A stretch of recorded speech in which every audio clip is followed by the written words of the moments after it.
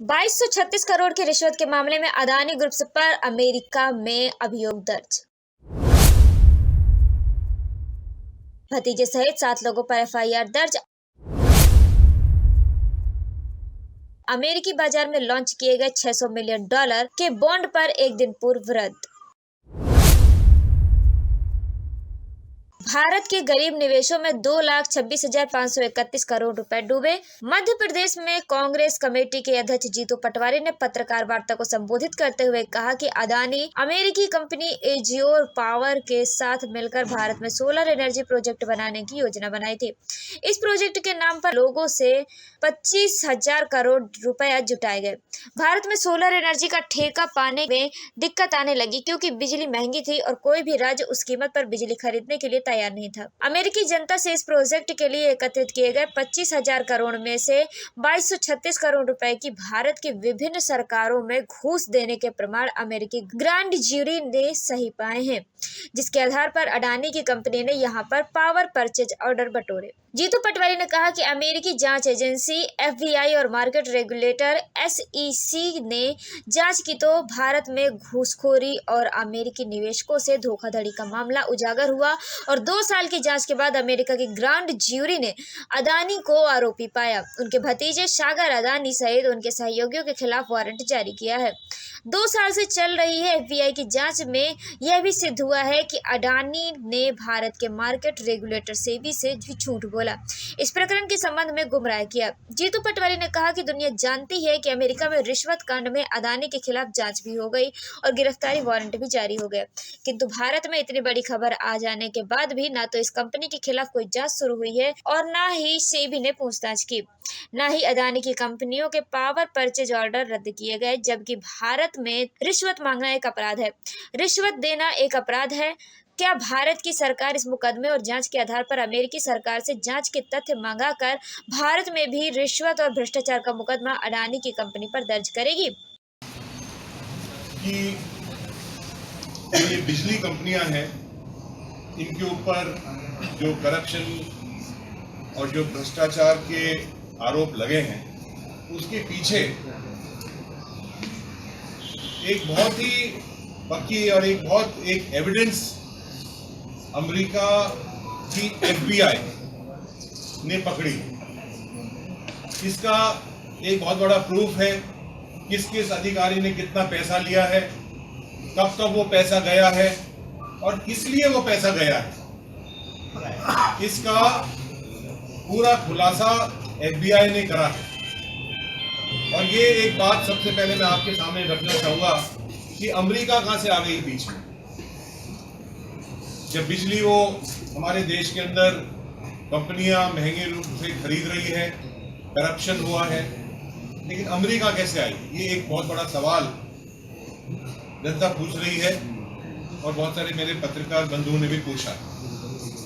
क्योंकि वो पैसा जो ऋण लिया था, जो बॉन्ड इश्यू हुए थे, वो अमेरिका की जनता का पैसा था, अमेरिका की फाइनेंशियल इंस्टीट्यूशंस का पैसा था। इसलिए उसका इन्वेस्टिगेशन एफबीआई ने करा, रेड करी और इनके जो भतीजे हैं उनके मोबाइल फोन और उनके जो दस्तावेज मिले हैं, उसके अंदर सारा खुलासा हुआ है कि इन कंपनियों को, जो भारतीय जनता पार्टी के शासक राज्य हैं और यहां तक कि भी जहां गवर्नर रूल लगा हुआ था जम्मू और कश्मीर के अंदर, वहां के अधिकारियों को पैसा दिया गया और महंगी बिजली खरीदने का कॉन्ट्रैक्ट साइन करा। उस बात को लेकर कि हमने महंगी बिजली खरीदी है, आपको इतना ज्यादा प्रॉफिट देने वाले हैं, वो अमेरिका से उस बात के ऊपर कि पैसा उठाए गए। तो मैं ये निवेदन आपके सामने करना चाहता हूं कि अडानी और मोदी सरकार का एक चोली दामन का रिश्ता हम बहुत सालों। जीतू पटवारी ने कहा कि अदानी की कंपनी सदा से ही गुमराह करके भारतीय जनता पार्टी की सरकारों को लाभ पहुंचाने का काम करती रही है। आपको यह जानकर हैरानी होगी कि मध्य प्रदेश में भी शिवराज सरकार के दौरान और मोहन सरकार के दौरान लाखों करोड़ों रुपए के निवेश के वादे करके इन सरकारों को जीवन दान देते रहने की कोशिश में अदानी ने बढ़ चढ़कर हिस्सा लिया है। पटवारी ने यहाँ तक कहा कि शिवराज सिंह की सरकार के दौरान लगभग 80,000 करोड़ रुपए के निवेश के वादे मध्य प्रदेश में किए गए थे, जिसमें 500 करोड़ का फूड पार्क, 1500 करोड़ का लॉजिस्टिक पार्क, 39,000 करोड़ के नवीकरणीय ऊर्जा, 15,000 करोड़ रुपए का सिंगरौली में पावर प्लांट, 3500 करोड़ रुपए का सीमेंट प्लांट, देवास में 25,000 करोड़ के केन बेतवा योजना में निवेश के बाद किए गए थे। बार बार जिस मुद्दे को उठा रहे हैं कि नरेंद्र मोदी जी सबका साथ सबके विकास के नारे को लेकर देश पे काबिज हुए और उन्होंने सिर्फ विकास किया हम दो हमारे दो। लगातार राहुल जी इस बात को देश की जनता की मूल भावना से जोड़ने के लिए कांग्रेस पार्टी अपनी बात कह रही है। वो चाहे लोकसभा का चुनाव हो, चाहे अलग अलग राज्यों के विधानसभा के चुनाव हो, राहुल गांधी जी ने कहा कि इस देश में मोनोपाली चल रही है, मोनोपाली, और सिर्फ कुछ लोगों को देश का सारा धन दिया जा रहा है। ये एक बार फिर साबित हुआ। साथियों, आपको याद हो 2 साल पहले, 1.5 साल पहले हिडनबर्ग की एक रिपोर्ट आई थी। उसमें भारत के गरीब और मिडिल क्लास के लोगों को शेयर में मैनिपुलेशन के साथ लूटा गया था।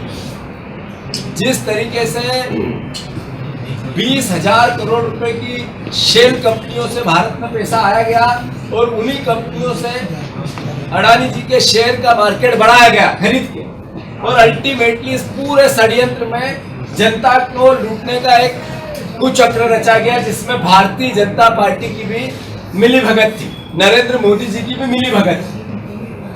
फिर अभी कुछ समय पहले निर्मला बुच, जो सेबी की डायरेक्टर हैं, उन्होंने किस तरीके से अडानी जी को मदद करके उनकी कंपनी से लाभ लिया और चोर और कोतवाल दोनों मिल गए और जनता को लूटा। जीतू पटवारी ने कहा कि कांग्रेस पार्टी मांग करती है कि इस घोटाले की जांच संसद की जेपीसी कमेटी से कराएं।